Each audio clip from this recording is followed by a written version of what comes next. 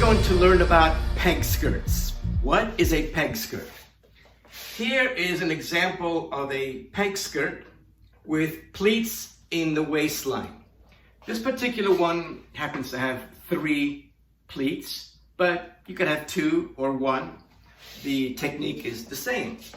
It's narrow, it goes narrow towards the knees. And first I'm going to drape one. I'm going to show you how to drape a peg skirt on the form using the draping process. And then I'll do the same thing using pattern making, pattern drafting. Okay, so let's get started. Okay, I'm going to start with a piece of muslin, 12 inches across and about 24 in length. The length doesn't really matter, it's up to you, the length of the skirt. If you want to make a mini skirt or a long skirt, it's up to you. Now, before I start draping, these forms, the professional forms, go up and down. There's a reason for that. You see, I've seen students that when they're draping a skirt, they start doing this, right? Don't do that. The whole idea of why these forms go up and down is that you want the form to be at eye level with whatever you're working on. So if I'm doing a skirt, raise your form all the way up so you can see if you're on grain or off grain. So always work at eye level. Raise your form and then you can start draping. Okay? Next, do not start like this where the muslin is at the waistline. Don't do that. You have to go up about 5 inches or so. So you're going to measure 5 inches, put a little cross mark. That will be your waistline. You're going to pin the muslin, pin your muslin at the bottom of the tape. And make sure you're pinning correctly. If you remember from your previous draping classes and pattern making, this is the correct angle of the pin. See, because if I do it this way, if I pin in this direction, guess what? See, the whole thing comes apart. It doesn't stay. So make sure you are pinning correctly, and the right way to do it is to pin it at this angle. See that it anchors, it's not going anywhere. Now we can start draping, okay? So 5 inches down, waistline, pin your center front onto the form. Next, we're going to create our first pleat, which will be at an angle towards the side seam. So if I want my first pleat to end up, say, around here at the side seam, I'm going to put a pin at the side seam where I want my first pleat to end up. And I'm going to take my muslin and I'm going to fold my muslin to create my first pleat. Put a pin on your waistline and see all this tension, this pulling right here. We need to release the tension by cutting into it, towards the waistline. This, we can get rid of this. We don't need this piece hanging out here, so we're just gonna get rid of that.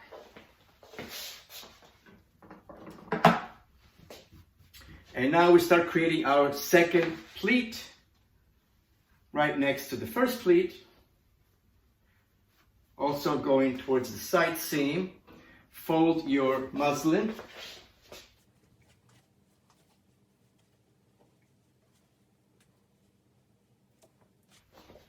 And again, whenever you see any kind of tension like this here, always cut into it, slash towards the waistline to release the tension, get rid of the extra fabric or muslin that you don't need. And we have room for one more pleat. So again, you're going to fold your muslin.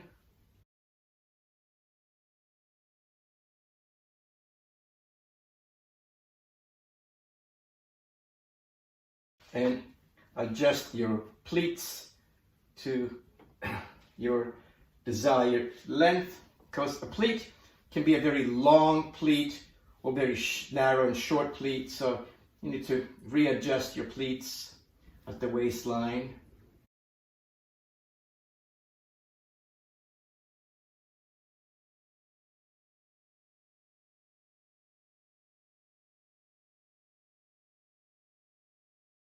So, and again, the bottom of the tape is the waistline. I'm going to mark my muslin, mark your waistline,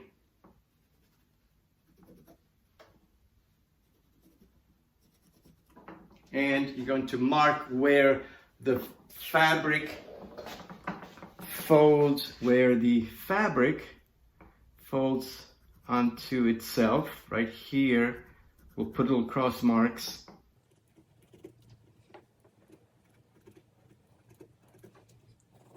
Mark your side seam. Now, the next step is really important, because if I take this off the form right now and remove all these pins, the whole thing will fall apart. You'll never be able to recreate this. So it is very important to do the following step. I'm going to pin the pleats through and through all the layers of the muslin so it stays in place, and then I'm going to true these pleats just like you were truing a dart. If you don't know what I'm talking about, go back to pattern 1 and 2 and 3. So you need to true your pleats so that when we fold the fabric again, we'll be able to recreate exactly what we draped right now. Is that clear? Okay. I'm going to put pins through and through each fold. We'll put several pins so that we end up with this. This is what you want to achieve. Once you have this, now I'm going to take this to the table, to the paper, pattern paper, and I'm going to show you how to true this and create a pattern in such a way that when you put it back together, it'll create that, okay? Oh, one more thing. The back of the skirt, right, is a basic back of a skirt. So I'm not gonna drape a back skirt. We've already done that. So I'm just gonna go on to truing the front portion, okay? Okay, I've got my muslin on the table, but you notice this whole pulling and tension right here. I'm going to fold my muslin in such a way that I'm going to eliminate all that. And I have a nice clean flat muslin with the pleats showing. Now, you want to make sure that the pleats are clearly marked, meaning that this fold right here is marked, as well as this mark right here where the fold meets. Do that on all three. Make sure your waistline is clearly marked. And I'm going to cut right on this waistline. And by cutting on this waistline, I'm going to true my pleats. And you'll see in a minute what it looks like. Now, this means that this pattern will have no seam allowance. This pattern will have no seam allowance. We'll do that later. So, and okay, this is my side seam. Now watch. When I remove these pins, see, there is my pleat. There's no mistake there. And I'll do the same thing with remove all these pins. And there's my pleats. So now all I have to do now is really clearly mark with notches.